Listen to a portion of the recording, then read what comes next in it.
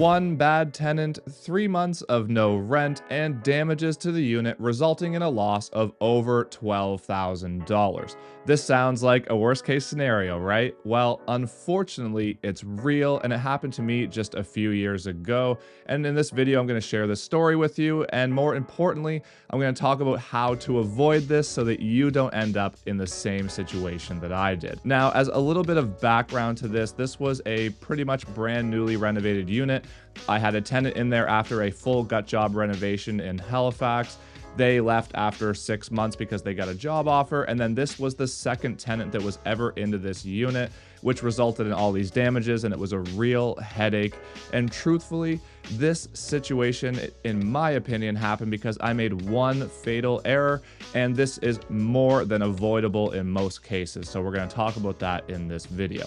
Now, just before I get into it, if you're new here, my name is Andrew Stevens. I'm a realtor in Halifax.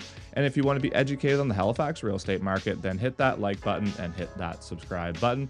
And if you want to book a call or a meeting with me to chat about real estate, or if you're thinking about making a move in the HRM, you can reach out to me anytime in the Calendly link below.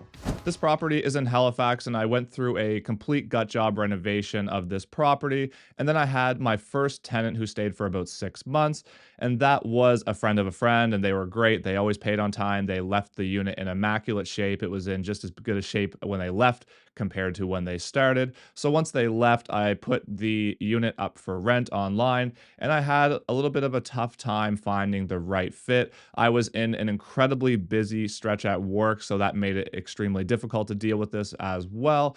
And really, I got lazy with how much I screened the tenant and so on, like I normally do. And that is where this problem started. So in February, I signed a lease with this new tenant. They seemed great. They were a young professional couple, and they moved into the unit for March 1st. And at first, everything was going well. Things were going smoothly. In March and April, they paid their rent on time. I didn't really hear anything from them, no issues with the unit and so on. So things were kind of ticking along and moving along as they always do. Now, in May was the first time that this tenant was late with their rent.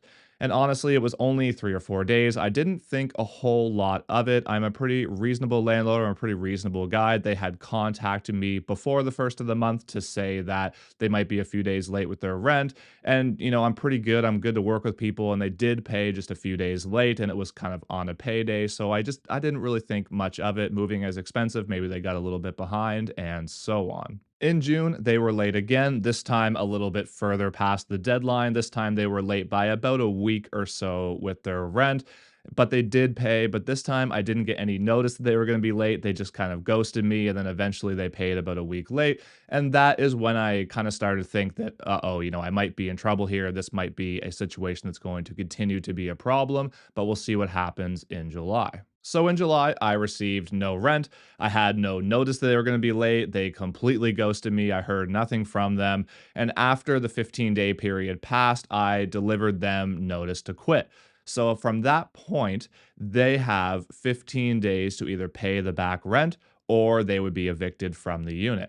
This tenant continued to ghost me, continued to ignore me. I couldn't get a hold of them. I would show up banging on the door. They wouldn't be there. So what happened was on the 15th day that they had to pay the back rent or else they would be evicted, they did pay. And again, I didn't really hear anything from them up to that point. And when they sent that rent on the 15th day, they sent me a one-line text message just saying, sorry for the late rent. It won't happen again.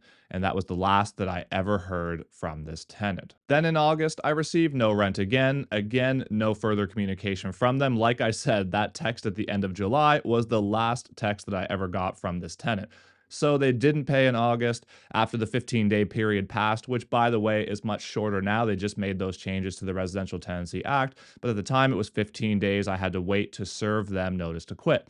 So that timeline passed. I served them notice to quit, and then they have 15 days to either pay or be evicted. And this time they did not pay. So at this point, I'm already out the August rent, and I'm about to be out the September rent as well, which, by the way, the rent is $2,500 a month. So now my losses are already up to $5,000. And by the way, I own this property. I have a mortgage on this property. So even though the tenant wasn't paying, I still had to come up with that money for my mortgage payment out of my own pocket. Now, after their eviction date, I went over to the unit and I entered the unit. And what I found was an absolute disaster.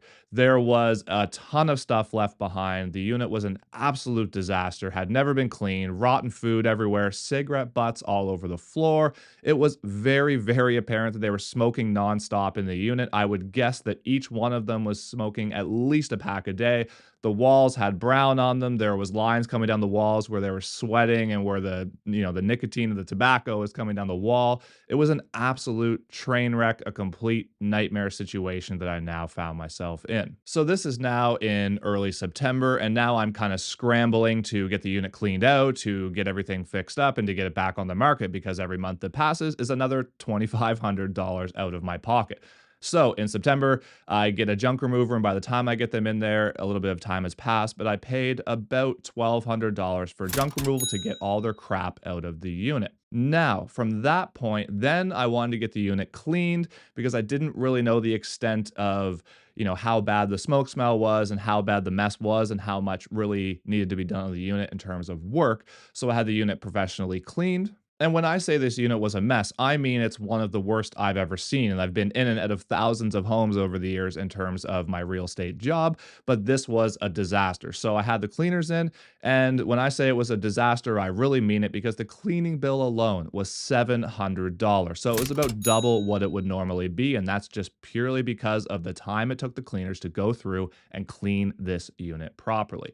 Now, even though I had it cleaned, it didn't really help the smoke smell, so it was an absolute mess. So then I decided that I had to repaint the entire unit to get it back up to the quality that it was before so that I could push for that $2,500 rent again. And it wasn't just paint, it was also holes all over the walls. Like, this unit was an absolute disaster. So the painting bill alone was another $3,000 out of my pocket. Now, by the time all this work was completed, here we are almost to the end of September, and I didn't want to show the unit when it was in a state because nobody would rent it, at least nobody who I would want as a tenant. So by the time I'm getting all this work completed, it's nearing the end of September, and I didn't want to show the property when it was all, a disaster with all this work being done. So now here I am scrambling to find a tenant, which means October 1st wasn't really possible to get a good tenant. And from that point, now I'm out another month of $2,500 a month of rent for the month of October. So I kept trucking along with the viewings and everything was going okay. And of course, as you can imagine,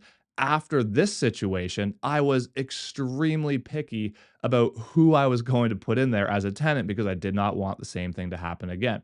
So I ended up finding a great tenant for November 1st, and they're actually still there to this day. So they're awesome tenants. I love having them as tenants, and they always pay on time, and they're great, and they tell me when there's any issues, and they're easy to get along with, and so on. So kind of the model tenant. So I went through a huge screening process with them, checked the references and everything like that for obvious reasons after I went through this situation. So the total losses were just over $12,000, and this happened just like that. It was so quick. It just kind of happened out of nowhere. And by the time I even figured out what was happening, I was already into it for that kind of a loss. So it really was scrambling, trying to get this unit fixed up and rented back out in a timely manner. So the total loss was $12,400 for this scenario. And that equates to pretty much the net profit on this property for an entire year. So this cost me a whole year's worth of profit. But that's enough of that story. The question is, what happened and where did I go wrong? And how can you avoid this from happening? Because to me, this situation was completely avoidable. Normally, I'm very picky about my tenants. Most of my units are renovated, and I want them to have a tenant who's going to respect the space and who's going to pay on time and all these things. And usually, this requires a pretty big screening process. I have an application, I check their credit, I check their job references, I check their past landlord references, and so on. But when I put this tenant into this unit, I was extremely busy. It was just kind of the start of the spring market, and I was busy earlier than normal for a general year in my real estate sales job. So I got lazy. I did call their past landlord reference, which I now believe is a friend of theirs who they just had staging as their past landlord reference. I didn't check their credit and I got lazy. Truthfully, I went with my gut, and well, my gut was wrong and it cost me a significant amount of money in this scenario. Over my 7 years of being a landlord, I always screen them very heavily, and truthfully, I've never had an issue with a tenant except for this one specific case, and I've had over a dozen tenants over the years.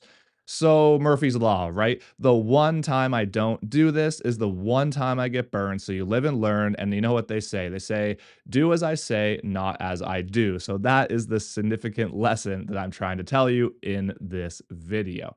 And if I did credit check them, I believe that I would have avoided this situation altogether because when I was going through the unit and cleaning up all the mess before the junk removers got there was all kinds of red flags. There were several different credit cards laying around in several different variations of the tenants' names. There was other credit applications laying around. There was late bills everywhere, not just for this particular unit, but for other things in their life as well. So it was very clear to me that if I checked their credit a few months prior, well, newsflash, I would have saw red flags on there that would have stopped me from leasing to this specific tenant. So the moral of the story, do as I say, not as I do. Learn from my mistakes and learn from other people's mistakes and just make sure you screen your tenants properly. Anybody can look good during a 10 or a 15-minute showing, but don't take their word for it. Do your own due diligence. Have a proper application, do a credit check, check their job references, check their past landlord references, and do it in a timely manner and make sure that you're doing it properly so that you avoid any headaches like I had in this scenario. Because not only did it cost me a ton of money, but it was a ton of stress and it was a ton of headache that I had to go through. And again, in my opinion, this was completely avoidable. And having a great tenant can really be the saving grace in property management.